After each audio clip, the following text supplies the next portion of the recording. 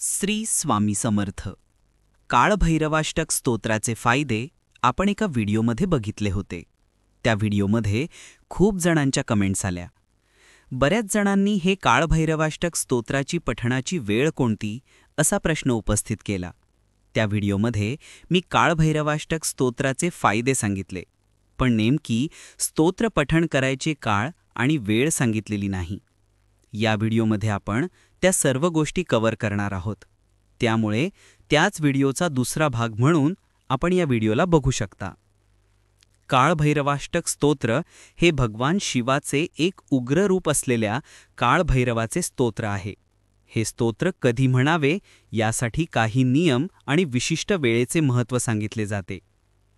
काळभैरवाष्टक पठणाची उत्तम वेळ कोणती हे जाणून घेणे खूप महत्त्वाचे आहे. धार्मिक ग्रंथानुसार रात्री 8 वाजल्यानंतर काळभैरव स्तोत्र पठण करणे उत्तम मानले जाते. काळभैरव हे काल म्हणजेच वेळ आणि अंधार याच्याशी संबंधित असल्याने रात्रीची वेळ विशेष फलदायी मानली जाते. सायंकाळी सूर्यास्तानंतर हे स्तोत्र वाचल्यास भूत, प्रेत, काळी जादू, जादूटोना इत्यादींपासून संरक्षण होते असे मानले जाते. रात्री शक्य नसल्यास तुम्ही सकाळी देखील हे स्तोत्र पठण करू शकता. काहीजण सूर्योदयापूर्वीची वेळ म्हणजे पहाटे किंवा सकाळी पठण करण्याची शिफारस करतात. रविवार हा काळभैरवाच्या पूजेसाठी विशेष दिवस मानला जातो, त्यामुळे रविवारी हे स्तोत्र वाचणे विशेष फलदायी मानले जाते. रविवारी राहुकाळाच्या वेळी म्हणजे संध्याकाळी साधारण 4:30 ते 6 काळभैरवाची पूजा करणे अधिक शुभ मानले जाते. शनिग्रहाच्या अशुभ प्रभावाला दूर करण्यासाठी शनिवारी हे स्तोत्र वाचणे उपयुक्त असते. प्रत्येक महिन्याच्या कृष्ण पक्षातील अष्टमी तिथीला कालाष्टमी असते. या दिवशी हे स्तोत्र नक्की वाचावे.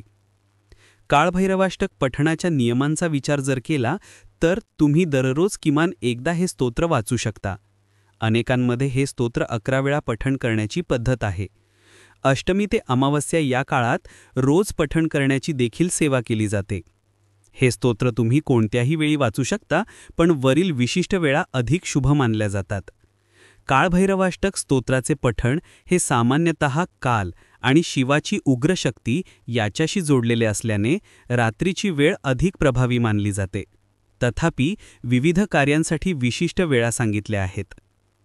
जर आपण नकारात्मक शक्ती आणि जादूटोणापासून संरक्षणासाठी काळभैरवाष्टक स्तोत्र वाचत असाल तर ते संध्याकाळी 8 वाजल्यानंतर वाचायचे, कारण काळभैरव हे भूतनाथ म्हणजे भूतांचे स्वामी आणि नकारात्मक शक्तींचे नियंत्रक आहे.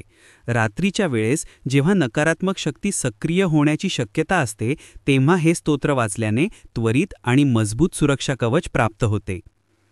जर आपल्याला ज्ञान, मुक्ती आणि सर्व पापक्षलनासाठी हे स्तोत्र वाचायचे असेल तर दररोज सकाळी सूर्योदयापूर्वी वाचावे, कारण सकाळची वेळ आध्यात्मिक साधना आणि शुद्धीकरणासाठी उत्तम असते. यामुळे मन शांत होते आणि व्यक्तीला दैनंदिन जीवनातील शोक, मोह, लोभ आणि ताप म्हणजे दुःख यावर विजय मिळवता येतो. मानसिक त्रास घालविण्यासाठी, मनशांती आणि आळस दूर करण्यासाठी आपण काळभैरव स्तोत्र दररोज सकाळी किंवा संध्याकाळी नियमितपणे वाचले पाहिजे. कारण काळभैरव हे काळ म्हणजेच वेळेचे देव आहेत. त्यांच्या स्तोत्राचे नियमित पठण केल्याने मानसिक त्रास दूर होऊन मनःशांती लाभते, तसेच आळस, दिरंगाई दूर होते आणि व्यक्तीला आपले कार्य वेळेत पूर्ण करण्याची क्षमता प्राप्त होते. आपली एखादी वस्तू किंवा जवळची व्यक्ती हरवलेली असेल आणि त्यासाठी जर आपण उपासना करत असू तर नियमित एकाच वेळी 11 वेळ काळभैरवाष्टक वाचले पाहिजे. कारण काळभैरवाष्टकाचे 11 वेळा पठण केल्यास ती वस्तू किंवा व्यक्ती लवकर सापडते किंवा त्याबद्दलची माहिती मिळते. कालाष्टमी हा काळभैरवाचा जन्मदिवस मानला जातो. या दिवशी केलेले पठण सर्व अडचणींवर विजय मिळवण्यासाठी आणि कोणत्याही संकटातून मुक्ती मिळवण्यासाठी सर्वात प्रभावी मानले जाते. या दिवशी संध्याकाळी किंवा रात्री काळभैरवाष्टक स्तोत्र वाचावे. रविवार हा सूर्याचा दिवस आहे आणि काळभैरव हे सूर्याचे प्रतीक मानले जातात. या दिवशी पठण केल्याने विशेषतः भीती, रोग आणि शत्रूंचा नाश होतो.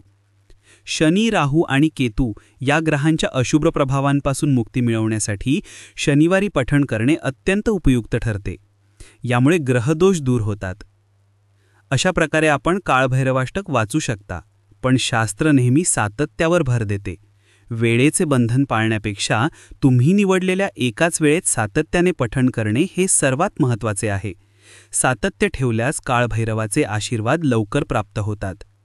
हा व्हिडिओ तुम्हाला आवडला का? आवडला असेल तर लाईक करा आणि सर्वांना शेअर करा. या चॅनलला सबस्क्राईब करायला विसरू नका. श्री स्वामी समर्थ.